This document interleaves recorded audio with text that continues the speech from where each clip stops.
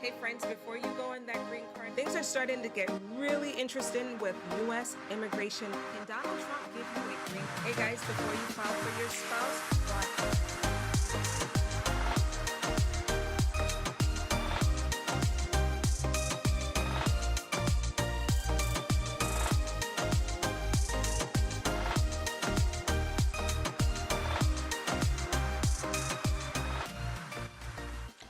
hello there. Good night. Let's go. We're going to talk about major changes with U.S. immigration law. Come on in.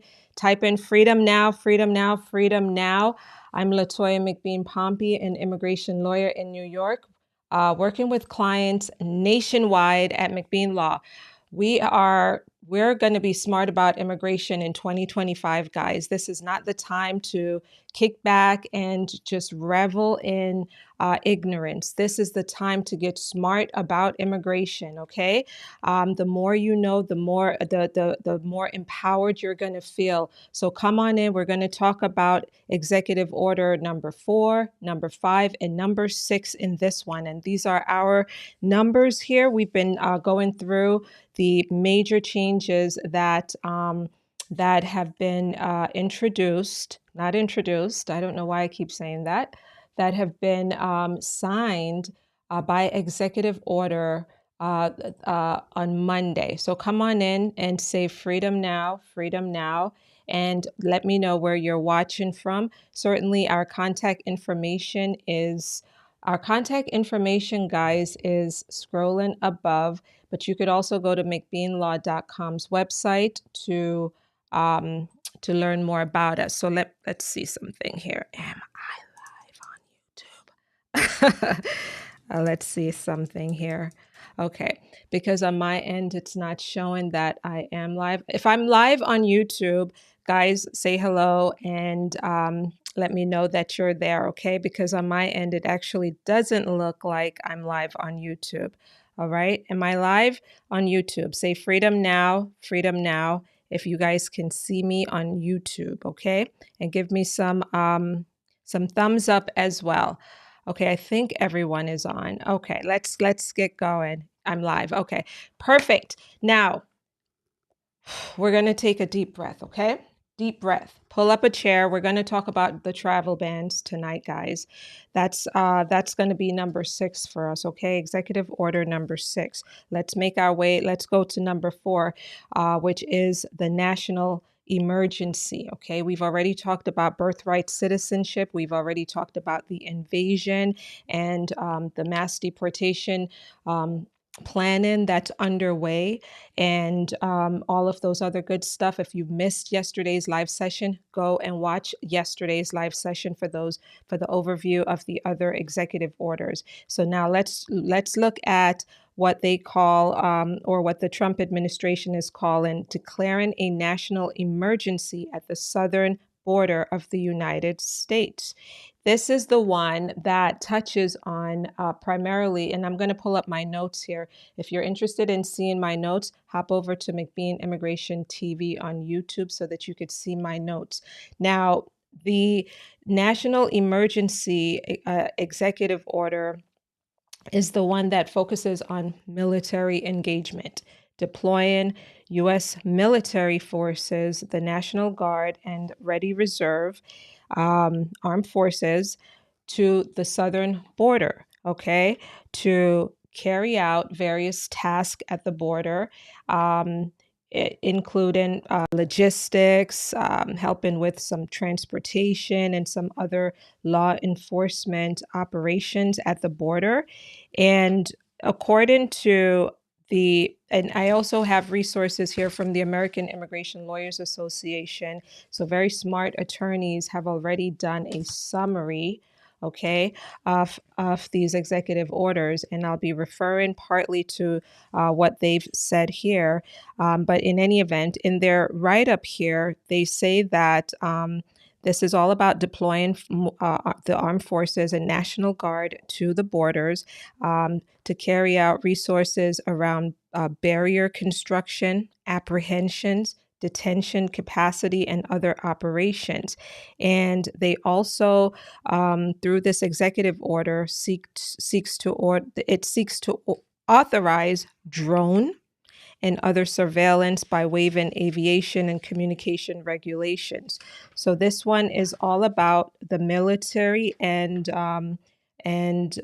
just providing more barriers or constructing the border wall and all of that. Now, executive order number 5, guys, has to do with the refugees. Um, the This particular executive order suspends the U.S. Refugee Admissions Program. And for some of you, you might be saying, well, this is actually, I'm sorry to hear that. It's actually not a great thing, but it just doesn't really impact me in a major way. Well, for some of you who are watching, it impacts your family who have been waiting for years, going through a very rigorous process to come to the United States through our refugee admissions program. And today, the Trump administration actually they've suspended, they've canceled those flights. They've basically paused everything related to this refugee program. And they say here, and this, by the way, this suspension is indefinite. Okay. They say, however, that they say that they're going to admit some people, however, on a case by case basis. But they are looking to really reduce the number of refugees. Now, refugees are different from those individuals who you see at our southern borders who are trying to come into the United States illegally. This process is a legal process, and they wait for years to be able to come to the United States through this refugee program. Back in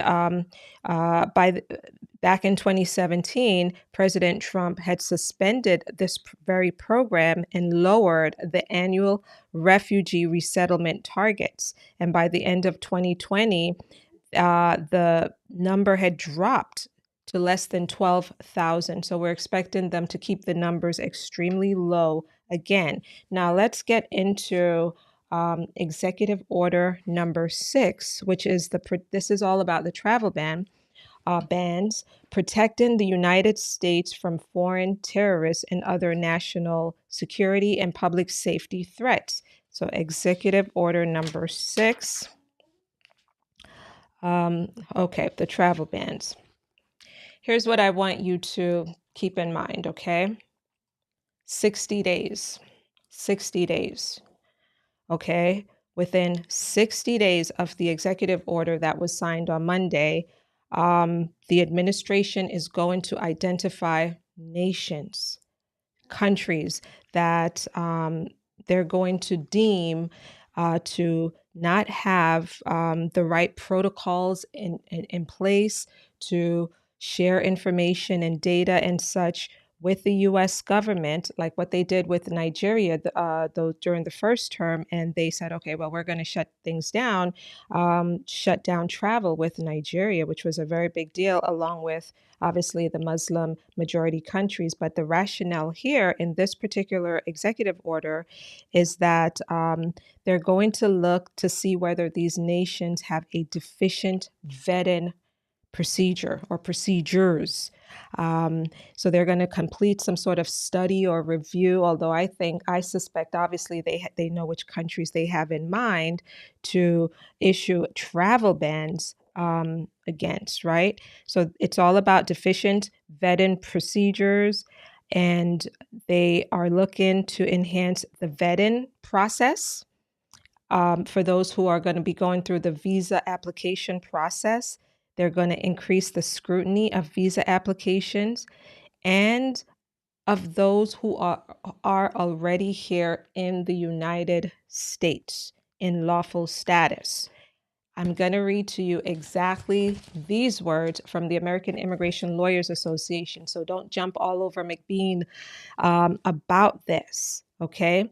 This is exactly what it says. It says, enhanced vetting will also be reestablished at the baseline level that was in place at the end of the first Trump administration, which is January 19th, 2021, and all resources available will be used to maximize the scrutiny of visa applicants and those who are already in the United States in lawful status. In addition, the Department of State and other agencies will evaluate all visa programs for national security, and otherwise recommend actions to protect Americans.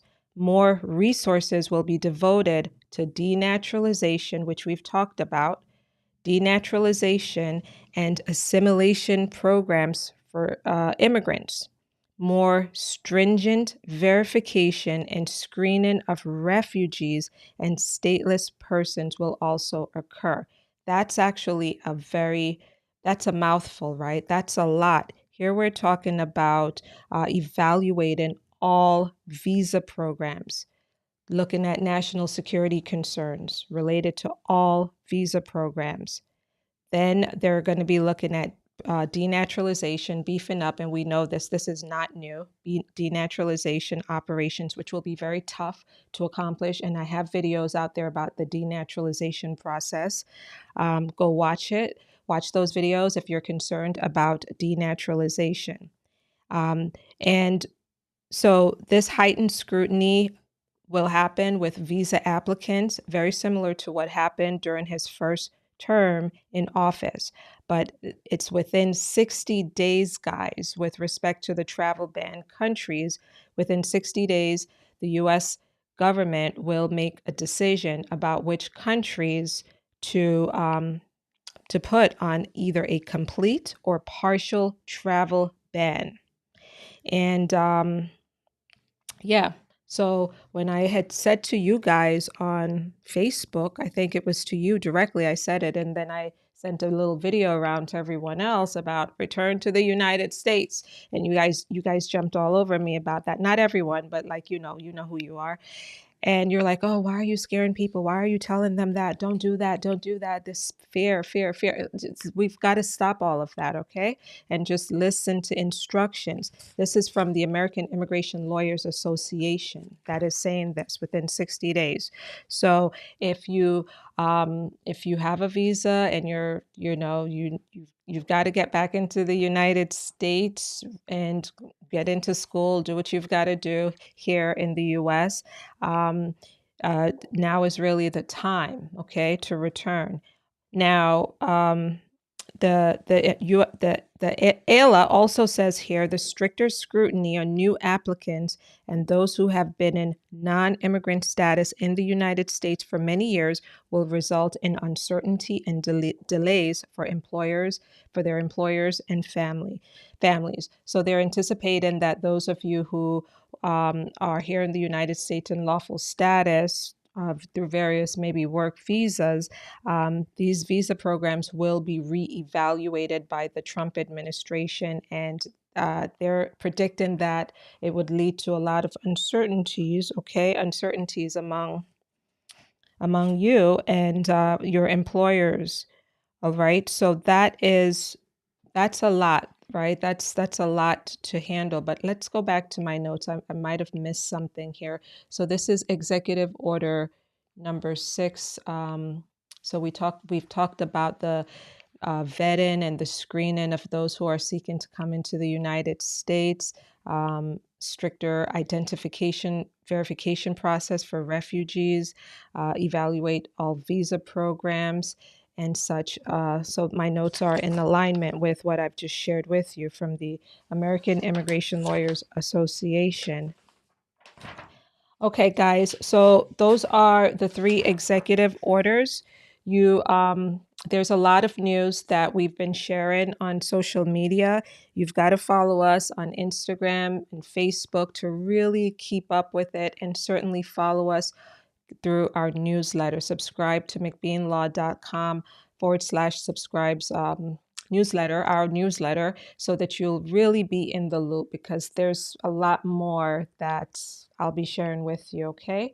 So guys, share these free resources with others. Now, let's see, what questions or comments do you have tonight? We're going to head right into our Q&A session. Thank you. TPS for Honduras. Oh, so TPS is, you know, they're going to slowly phase out some of the parole programs, right? Parole programs. Well, we've already seen that the CBP1 app is, it's over with that. They've canceled all of those appointments, and they're going to slowly phase out other programs. The CHNV, that one is also one that's pretty much on their agenda to eliminate immediately, to terminate that one, and some other things. So watch yesterday's video, but parole is not something that they're looking to expand over the next few years. The Laken Riley Act, someone is asking about. So the Senate passed its version of the Laken Riley Act. They've added a couple of amendments, nothing like too crazy. So it's back on the House side. I have not looked at any updates related to that today, but the Senate did pass its version of the Laken Riley Act, which expands the ability of our government to be able to detain you, detain, mandatory detention, individuals who have been charged with, or convicted of, or even admitted to, the House version, theft related crimes. And the Senate added a couple of others, I think assaulting law enforcement officials, and there's another one that I don't quite remember at this time, but that's going eventually. They're going to reconcile the differences with those two versions, and it's going to go, the bill will go to President Trump for his signature. Okay. Are people with work permits and Social Security numbers safe? So those of Rose is asking. So I answered a question like that last night, Rose, and I said that the work permit in and of itself doesn't provide the protection. Your whatever that work permit is connected to, that lawful process that is underway for you, will help to keep you here. I don't know specifically what you've applied for, but it sounds like you might be on track for lawful status. Is VAWA safe? I have not heard anything yet about VAWA. There's a lot of, things are circulating, rumors, and things are happening. But until I have the certainty about certain things, I won't comment on it, okay? But for now, my understanding is that VAWA is still safe. And of course, as I've always said, VAWA, the U visa, T visa, those humanitarian pathways to a green card, to lawful status here, those have to go through Congress for any major changes to occur with them, okay? Thank you, guys. Double tap the screen on TikTok and encourage TikTok to share this great information with many others. Thank you. Will legal immigrants who became U.S. citizens be impacted by the mass deportations? No. U.S. citizens or naturalized citizens are safe from deportations. Just mass deportation. I'm still saying it. I don't think that mass deportation is realistic. They're going to be doing things incrementally to hope for them, hopefully to get them up to a big number, but mass deportation cannot be sustained at this time. We have no infrastructure for mass deportation of 15 million people or 11 million, not like overnight. Okay. Thank you, guys. What other questions do you have? Type in freedom now. Let's see. Can you still do VAWA? Marie's asking. Absolutely. Make sure that it's done properly, though, of course. Do it properly, because this is really not the time to play around. They're going to, and certain things, memos and things like that, and statements are being made. Things will change, things will slow down, and they're going to look to frustrate your process, right? That's what they did. They want to delay and frustrate your process and make it more burdensome on you and your attorneys, of course, preparing your case. But make sure you get it done right, because they're looking to do more denials, of course. We did receive some good news today. I think it's good news because I don't like the COVID vaccination. And although I had gotten it at the time under a lot of pressure, like, oh, get it, get it, get it. But today they eliminated that requirement, okay, for those of you who are going through the adjustment of status process here in the United States. The COVID-19 vaccine is no longer a requirement for the green card process here in America. However, if you're outside of the US going through the immigrant visa process, I have not seen any update from the State Department saying that those of you going through the visa process, you no longer need the COVID-19 vaccine. We're waiting to see what they're going to do with that as well. But that is off the table. And if USCIS said today in a statement that they will not penalize you, they will not send you by denying your case if you don't have it done. They will not send you a request for evidence, and they will not send you a notice of intent to deny your case for that COVID-19 vaccination. So that's really great news, I think, for adjustment of status. What about the diversity visa program? Sharma is asking. So this administration does not favor that, okay? It does not favor that lottery. You may have heard President Trump say really bad and ugly things about this years ago.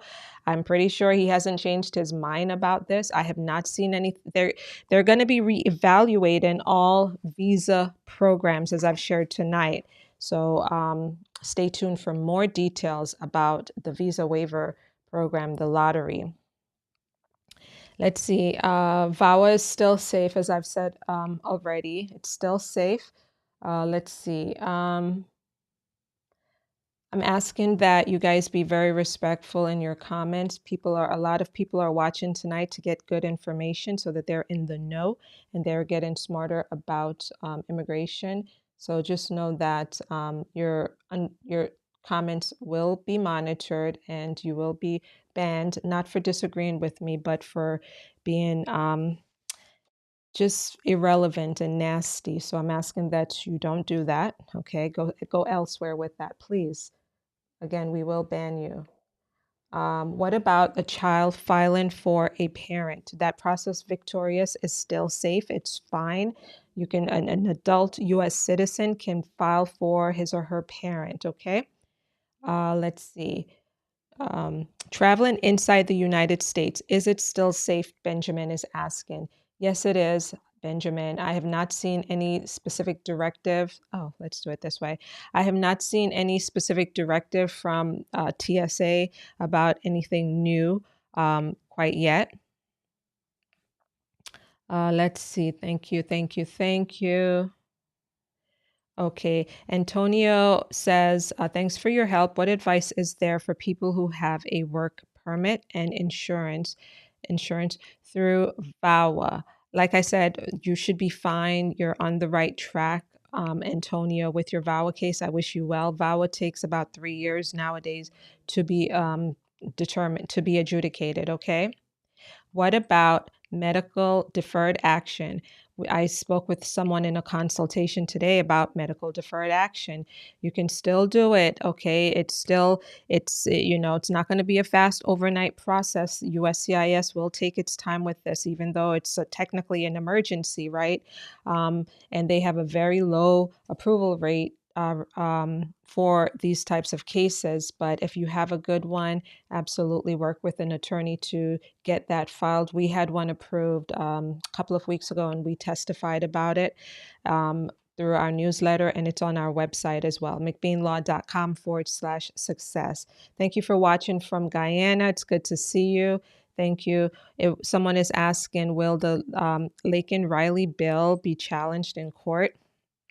I'm not certain on that one. I mean, maybe. I mean, it's still the Senate version still allows the states to sue the federal government for just about any little thing regarding immigration. It's going to be crazy. I just don't see how our government can sustain that. That's going to be really strange in the years ahead. Let's see. Freedom now, freedom now, freedom now. Thank you. We're talking tonight about major changes in U.S. immigration that's here. Some of it is here already. Others are being rolled out. Within 60 days of the executive order that was signed on Monday, um, our country, our government will determine which countries will potentially be subject to a travel ban. That's like the biggest news tonight that I've shared with you. And certainly the fact that we're going to be deploying the U.S. military to the southern borders because a national emergency has been declared in one of the executive orders. So those are some major things that are happening. Okay, let's see. Someone's watching from Grand Cayman Islands. Good to see you. Thank you for being here.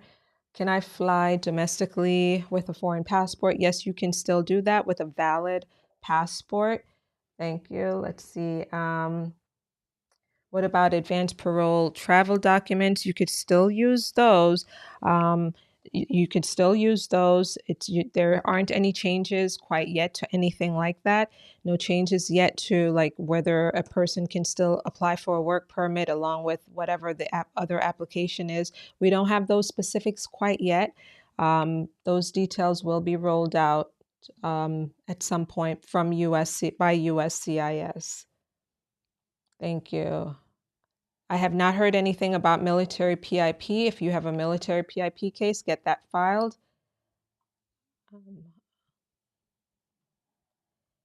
Someone says, I'm wondering how long will it take to hear something from USCIS. My mom filed for me in 2020. I'm over 21. So if your mom filed for you, you're an adult, as an adult child or daughter, then it's going to take several years. It depends on your country, but for most people, it can take 7 to 10 years, honestly. If you're here in the US, it will take that long because a waiver is needed and it's a lengthy process. But for some people, that's the only way to get a green card. And so if that's the only way to get a green card, absolutely pursue it, okay? But it usually takes several years to process that kind of case. Are they going to stop issuing work permits? Sonia is asking. Sonia, you know, you don't want to read what I've read today, okay, from ILA about these things. Work permits might not be connected to every case that it's currently connected to right now. And this was also a recommendation from Project 2025 that they would limit the availability of work permits. I don't have any updates tonight about any particular work permits type or category that they've canceled. None of that has been canceled quite, yet. So just stay tuned. Your work permit is still good. Let's see. Let's see. And someone is asking, if you are a green card holder and you've been convicted of a misdemeanor for possession of controlled substance for personal use, do you automatically lose your green card without any action? So no one automatically loses their green card. They go through a lengthy and complex process in immigration court before a judge who will make a decision about whether to strip you of your green card and issue a removal order against you. So if you are a green card holder, and I know I got a lot of you guys upset with me recently, green card holders, but you've got to be vigilant and understand that if you are convicted of serious crimes, that you could potentially be detained and potentially deported. How do I know? Because we work with so many people, green card holders, who have been in that situation. Okay, so but if you do not have a criminal record, you have nothing to worry about. If they detain you, it would just be a very short detention, and you will be let go very quickly because you're a green card holder with a clean record and no reason to be detained. Okay, so just know that 99.9% of you green card holders are safe. Okay, but for those of you who have something on your record that's quite serious, then naturalization is most attorneys will tell you to stay away from naturalization and to have your background reviewed carefully before you apply for naturalization. And depending on what the conviction is, it could very well make you deportable. Okay. Um, let's see. Thank you. Double tap the screen on you. You know who you are. TikTok. TikTok. I have three phones in front of me here. Guys, this we've got to also try to lighten it up a little bit. I will be laughing. I might even try to crack a joke, and I might be the only one laughing, and that's okay because this stuff is intense, right? And so occasionally I try to just lighten it up a little bit. So just kind of lighten up, okay? Someone wants to save this video. Will I save this video? No. The only well, let me back up. McBean Immigration TV on YouTube will absolutely have this. This is on YouTube, okay? So it'll be there. This is Instagram. If I don't mess this up tonight, it will come right back out to you and be saved on my page here on Instagram, okay? Thank you. But I don't allow the saving of my videos on people's phones. I'm one of those. I don't like. We don't do that. But you know how you know how to do it. You know how to screen right? What about the work authorization? Like I said, work authorization, um, it might not be around for certain programs. I don't know quite yet which ones will be affected. Nothing has been announced, okay? F1 students, you're here lawfully. I have not heard any news related to F1s at this time. I have not heard anything about F1 students, okay? Thank you. Mm. For someone that is a lawful resident, can they still apply for citizenship? Absolutely. Absolutely. And certainly if you have the ability and the opportunity to apply for citizenship, get it done.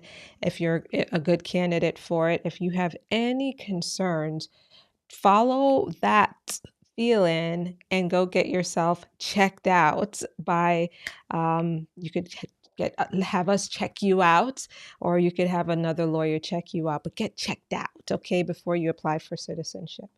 All right, if only if you feel like, oh, there's that thing that I've always wondered about, how will it affect me? If you think about it from that standpoint, then you should get yourself checked out. Okay. Now,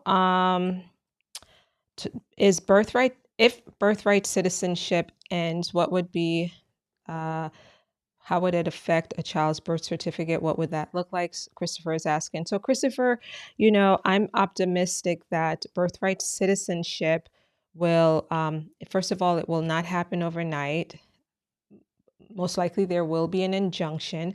Various lawsuits were filed earlier this week, including on day one, a lawsuit by the ACLU and some other organizations in New Hampshire.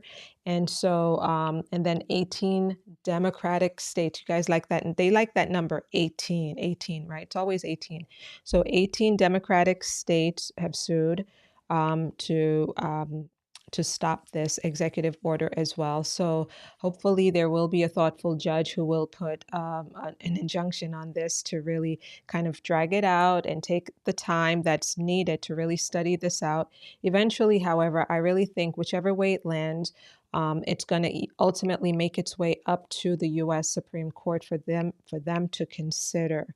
Um, if anyone's interested, just go back and read the first decision that the U.S. Supreme Court issued on birthright citizenship, and you'll see the rationale and the argument. It's a very difficult read, okay? The opinion is not a smooth one to read, but if this is really important to you and you're a thoughtful person and you want to think more about this, go read that. I read it and I have some thoughts on it. I'm not going to share that tonight in this one, but go read that. But our U.S. Supreme Court eventually will be considering a slightly different issue than what was considered those many years ago in the 1800s. So this will be a new one, but hopefully the Supreme Court will rest on the fact that that children born here in the United States are U.S. citizens, regardless of if their parents are not U.S. citizens or green card holders. Okay, let's see. Double tap on TikTok. You guys are too quiet. Double tap. For any questions about is this crime deportable, that crime deportable, have a consultation with us to discuss that, okay? U visa, is it too late for me to file it? I'm still waiting on my documents. I'm trying to collect some documents. It is not too late to file a U visa case. Not at all. Not at all. We're still doing them. We're still doing U visa cases. Freedom Now. Thank you, Elvira. I like that name. Okay. No, let's see. No criminal. Okay, so someone says that I have a work permit, C8 category, no criminal record, legal port of entry. Am I safe? Well, you have your, what is that, asylum? Your case is still pending. You should be fine. Freedom Now, Freedom Now. What is VAWA? VAWA is a process here in the United States that allows victims of domestic violence to be able to apply for a green card on his or her own. Let's see. Let's see. Keep going. Keep going. Thank you. Am I helping illegal immigrants? Star is asking, Star, why do you want to know? What's it to you? What's missing from your life that makes you want to be on the forum tonight asking me if I'm helping illegal immigrants? Something's missing, right? Okay, let's keep going. What happens when you have a pending asylum case for more than 7 years? So asylum, a lot of people are in this very situation because the asylum system is a mess. A mess, okay? The backlog is severe. It's significant. It's a national problem, and so the only way to really push your case forward, unfortunately, will be to try to have a lawsuit, a mandamus action filed to push this forward. Unless you have a reason to expedite it, then that's something that we can consider, and we do these asylum expedite cases. Is military parole in place still available? Yes, it is. Juan is asking. All right, come on, guys. Double tap the screen. Let's get up to 50,000. It's definitely possible, okay? Double tap, double tap, double tap. Okay. I was just thinking about that movie with Eddie Murphy. Sherman. You guys remember that? I clapped. That's what came to my mind. The brain is a funny thing. Thinking about that. Sherman. Oh, God. Good night, good night, good night. Freedom Now, Freedom Now, Freedom Now. Yes, I'm aware that thousands of people are watching me right now, but okay. What about removal orders? Okay, so what about removal orders? If you have a removal order, and if a person comes to see us for a consultation and they have a removal order, the very first thing I'm thinking about is how to get rid of that, how to get you out of this situation, right? How to get you out of that. And so for me, I specifically look at what particular pathway you have in front of you now that would allow our firm to make an argument to reopen that removal case and get it terminated. So for some people, the process is harder than others. Yes, prosecutorial discretion is something that we enjoyed for the last few years, 4 years. Yes, the next 4 years will be more challenging with trying to reopen these cases. For many cases, we might have to go directly to the immigration court if you had gotten a removal order without being in court, in absentia, in your absence, or for others, we have to go directly to the Board of Immigration Appeals to try to reopen your case. I tell you, they're going to be very, very busy. We were successful going directly to the board during the first Trump term. I anticipate that some cases will be successful, others won't be, right? We can never guarantee the outcome for any case, but we use our experience and skills to really work up a case for you. So we will be doing a lot more motions to reopen these cases, okay, and filing stay of removal and all of that. You're very aggressive on the removal side. Um, let's see, you could, if you know, if you'd like to learn more about the removal work that we've done at, or that we do at McBean Law, and the success we've had with removals, we have a lot of success stories about removal cases from many different angles. So just go read some of those tonight on McBean Law's website, um, /success. We like to keep it simple. We don't do a great job, though, of categorizing these stories on our website. We've got to work on that. Hint, hint to the folks who are watching right now, working with me right now. But just scroll through and you'll know what's removal versus what's not removal. Okay. Someone says, I'm so happy that there's no COVID vaccine requirement. I know. Who my God. Let's see. Let's keep going. Do you think President Trump will reduce family-based visas? I'm in the F2B category. So Congress has to make that move, okay? They determine the cap and all of that. What the Trump administration has the power and ability to do is like what they did the first time, right? They slowed things down. They had travel bans. They had all these different grounds for why individuals should not be allowed into the United States for a certain period of time.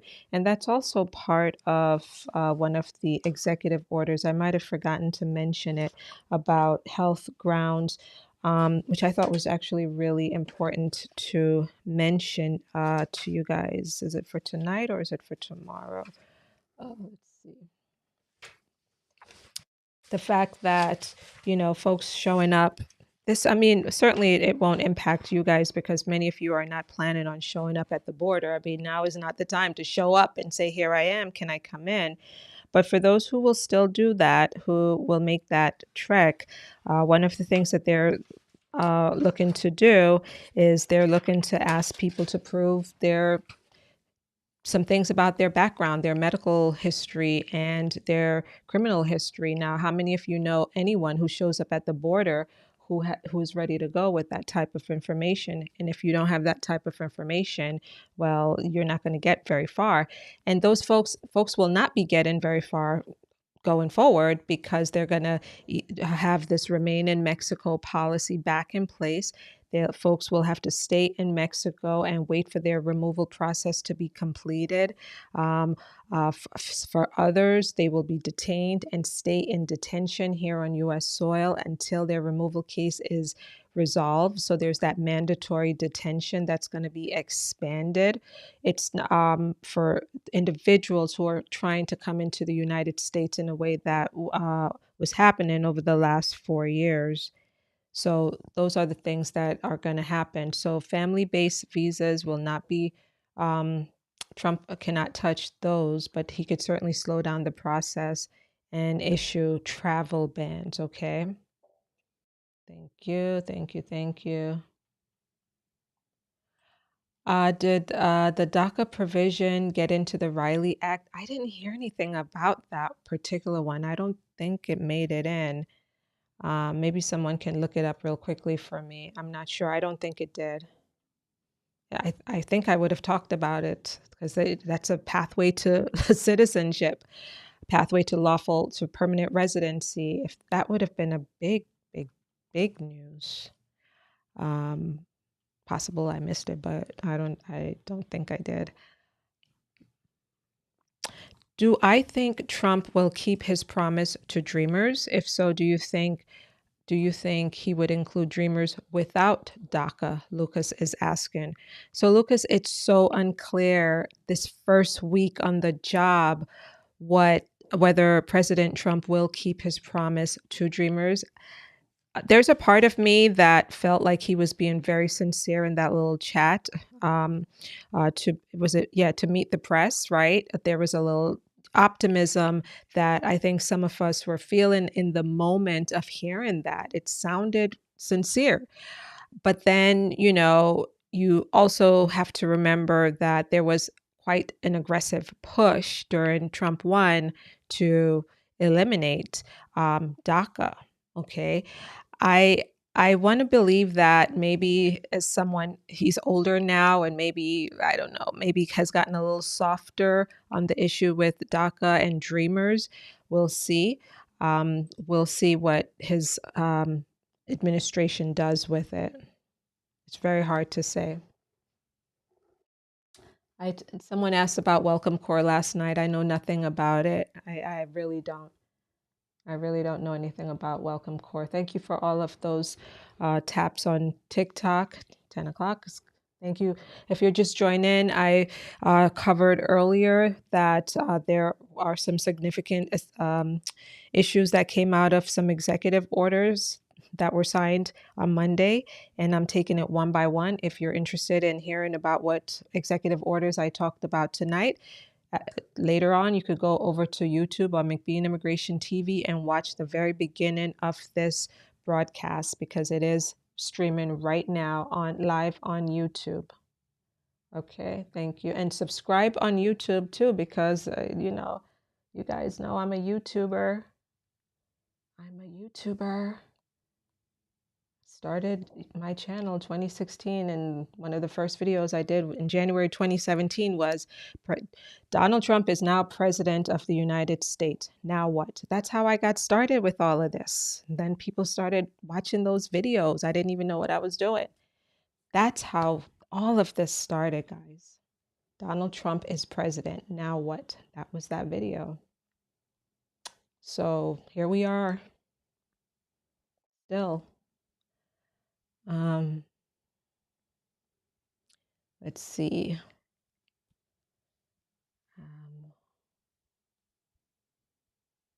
I went on my green card interview many days ago. How many days will it take for me to have my green card, please? So, Michael, normally it happens very quickly, honestly, for those who, for many people who pass the interview, so to speak. Normally it's a very fast process. Let's see, if you have any problems, if you're waiting too long, certainly you could reach out to us for a consultation. And in my mind, I'm thinking too long would be 6 months to a year. Okay, let's scroll down a little bit. All right. What will happen with cases at the National Visa Center? Will they speed them up? Are embassies going to streamline and move faster? No, we're talking about the opposite of everything that you've asked about there. Like everything, nothing's going to be streamlined. They're not looking to move things faster to bring in immigrants into the United States. They're not looking to improve services and hire more people and make things better at the U.S. embassies. Quite the opposite. They're travel bans and slowing the process down at U.S. embassies. That's really what they are about. And again, the analysis has already been done by extremely smart attorneys. I counted how many of them participated in this draft. And it's like, I don't know, like 20. Their names are all at the end here. And I tried my best to do it on my own on Monday night. But it took like 20 of them to write this. I said, oh, wow. Okay. A lot of what I've shared is already in here. So I said, oh, I was on the right track. I didn't mislead you, despite what some people think. I'm not misleading you. Okay. Okay, I was granted withholding of removal by an immigration judge in 2002. Am I safe? I think you are safe. Okay. Okay, let's see. Let's go down. Let's go down. And if anyone is putting in the chat here anything that I don't want to see, I'm going to have to ban you. Has there been any changes with the I-601A waivers? No changes to that process yet. Do I anticipate it? Yeah, I do anticipate some changes, but I'm waiting to see what they do. before I say anything else. I don't know what that means. Let's go down. Look this way. Maybe I could get you to give me some hearts on TikTok. Um, vowel we've discussed already. You guys always ask, what about vowel? What about vowel? We've talked about that. Nothing has changed. Vowel is okay for now at this time. I came here a month ago. I'm still waiting on my green card. Will anything happen to me? Will it have any impact on me getting my green card? I think you'll be fine. You entered with your immigrant visa. You're in the process of just waiting on getting on your green card to be mailed to you. So you're in good shape. The process will slow down. Um, the submitting more documents slow down the processing of the I-130, someone is asking. So if you should only submit obviously relevant documents, required documents, firstly, and then if you're going to add anything additional, make sure that it's relevant to proving the relationship, whatever that relationship is in the I-130, with the I-130 case, whether it's spousal relationship or child parent relationship. Ensure that you focus in on proving the relationship. Okay. What if you have applied for VAWA, but you haven't gotten your work permit yet? It's on its way. It's on its way. It's a little slow for VAWA, but it's on its way. Let's see. Let's see. Let's keep going.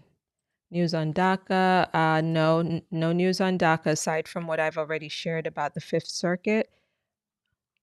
There's a video about that on McBean Immigration TV, so certainly you could watch that. It was published on Friday, last Friday, or Saturday, one of those days. Can I reopen my PD case? Reopen my PD case? If my employer is going through the labor certification process for me, that gets very tricky. Honestly, in order to, if PD is still on the table for you and at the jurisdiction where you're looking to do a PD case with ICE, and we're still doing them, just so you guys know that. You have to have a basis, a reason to have them consider your case seriously. It has to be a credible request that you're making, and normally they want to see the pathway clearly before them. For individuals who overstay their visa, or if they entered illegally and then they're trying to do a labor certification process, yes, you can get the perm approved, but then what? Then what, right? How do you really get that green card? For some people, they'll have a relative that they need to apply for a waiver, and it's possible.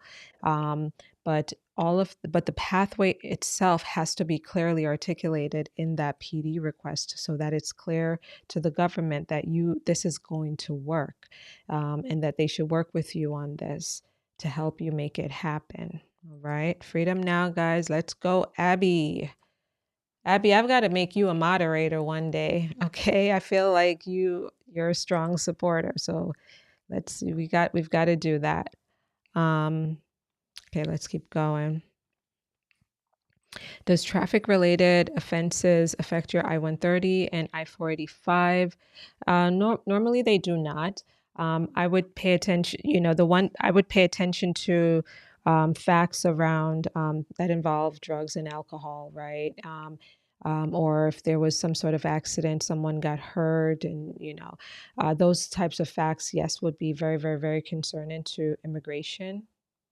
But most everyone else, the speeding ticket here and there is not a big deal. Although I don't know which specific traffic related stuff you're referring to there. Let's see. What I'm gonna do here is try to plug this in on Instagram, because I've learned my lesson. I lost Instagram a week ago during a live. Okay, there we go.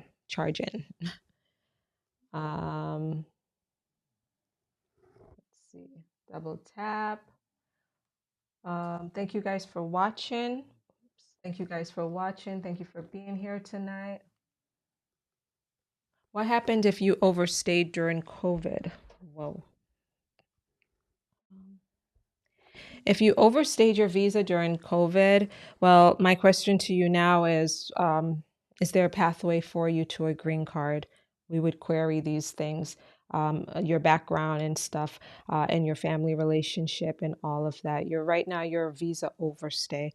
And I have a lot of videos on my channel about visa overstays and the options that are available to visa overstays. Thank you, guys. Someone says tomorrow is my individual hearing. So, Shomo, I wish you well with your hearing. You should have a lawyer. I'm sure you probably have a lawyer ready to go. I wish you well. Report out to us if you want to do that tomorrow night about how things went with your individual hearing. Guys, an individual hearing is the final hearing for an individual in removal proceedings. And most judges make a decision on the bench about your application for relief. Other judges will say, they're going to have to maybe look at something else, something new or whatever, and then issue their opinion in writing.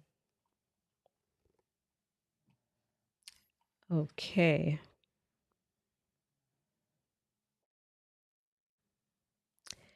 Did the so-called president freeze or end?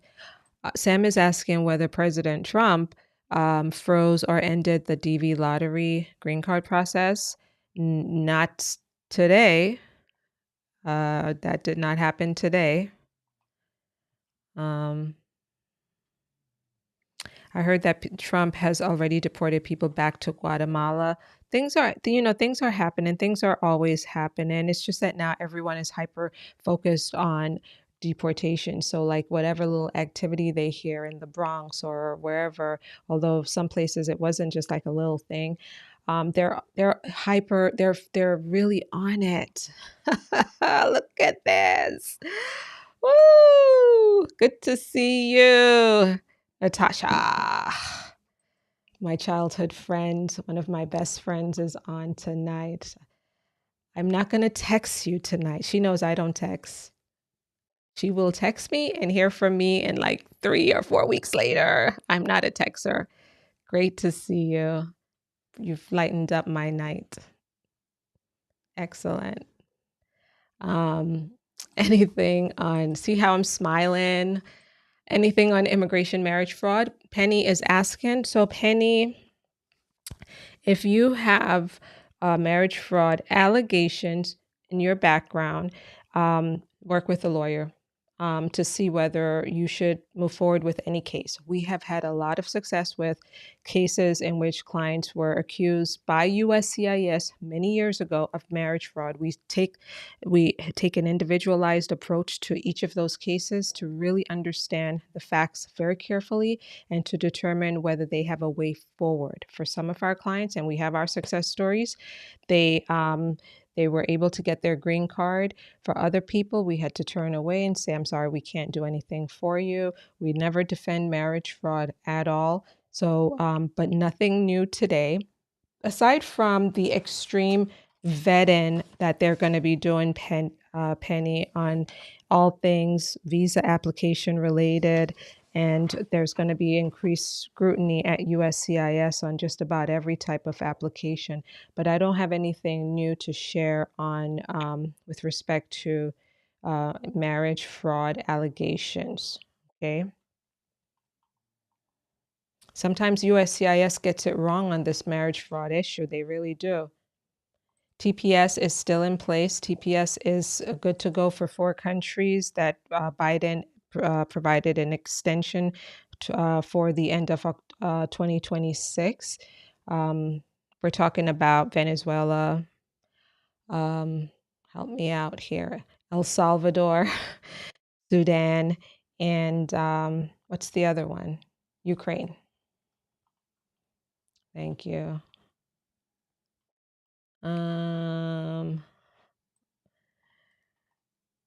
I'm just going to keep them around because they don't have anywhere else to go. They don't have anywhere else to go, so they're spending the night with me here. They hate immigrants. They hate you guys. They hate me, but yet they come on these live sessions. They don't have anything else to do. I don't know. Let's go, guys. Let's go. They didn't know about me before. All of a sudden, they know. It's all right. We're blocking a lot of people like that. Um, Will interviews be difficult at U.S. embassies abroad? It doesn't even matter the country. This is Mexico here, Juarez. It's going to be a challenge at embassies abroad at some point very soon. All right, I'm gonna be jumping off, guys. It's been an hour and it's getting a little late for me. I'll be back before you guys tomorrow to talk with you about the other executive orders. We have some other good ones too. Some very interesting things to talk about. Also, about the registration before I go. Yesterday, I talked with you about the fact that they're looking to set up a registration system, okay?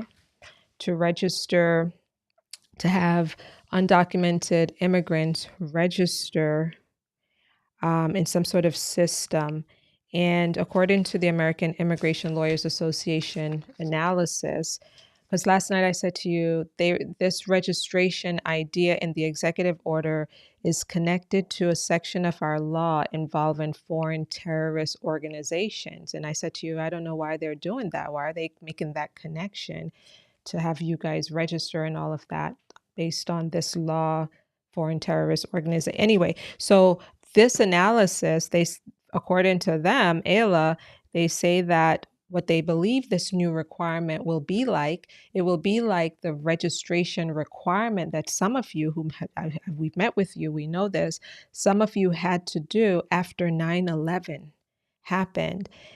Folks from certain Arab countries or Muslim majority countries had to register after 9/11, and some people were detained, okay? And that system, um, that system, uh, um, let's see, hold on a second, because I'm not getting off TikTok with such an important point I'm making here. Um, that system, that registration system was eliminated in 2016 because it was discriminatory. And actually, quite a bit of people who had to register in those days were then placed in removal proceedings, deportation proceedings. And so the American Immigration Lawyers Association is saying here in their write-up about the executive order that they believe that that's the type of registration system that they're looking to bring back. Okay? That's what they're looking to bring back. It says here, the new requirement that undocumented aliens register their presence is similar to the post 9/11 National Security Entry-Exit Registration System program that also required registration of certain people present in the United States, which targeted people from mostly Muslim and Arab majority nations. That program ended in 2016 after it was found to be ineffective and resulted in abuses due to racial, ethnic, and religious profiling. So that's what they're thinking. This registration thing is that they're looking to bring back, to have people go to detain and register. You get registered and you're on some lists, like you're a terrorist. That's what this is. And then they also say here that the administration is further signaling its intent to further restrict grants of humanitarian parole, TPS, granting of work permits, and access to public benefits, which we've talked about already. Okay, so yeah, that's what they're saying here. Okay, guys, deep breath. Let's get offline. It was nice being with you tonight. I'll be back before you tomorrow on Thursday to talk about more, okay? More stuff. Follow us on Instagram, on Facebook, where we share more news, and get into my stories and get some behind the scenes look into what we do at McBean Law. Guys, our phone number is 914-898-9488. Call us tomorrow. We had some issues with the phones today. It wasn't just us, it was like everybody who is part of who has the same kind of app that we use for our phone. So some of you may have called today and you couldn't get through. It was no fault of our own, but to my knowledge, that problem has been resolved. So call us back tomorrow. Or you could also go to McBeanLaw.com's website, fill out our little form, and someone on our team will contact you. It was a pleasure being with you guys tonight. You were wonderful. Thank you so much for being with me, and I will see you in the next one. Bye-bye.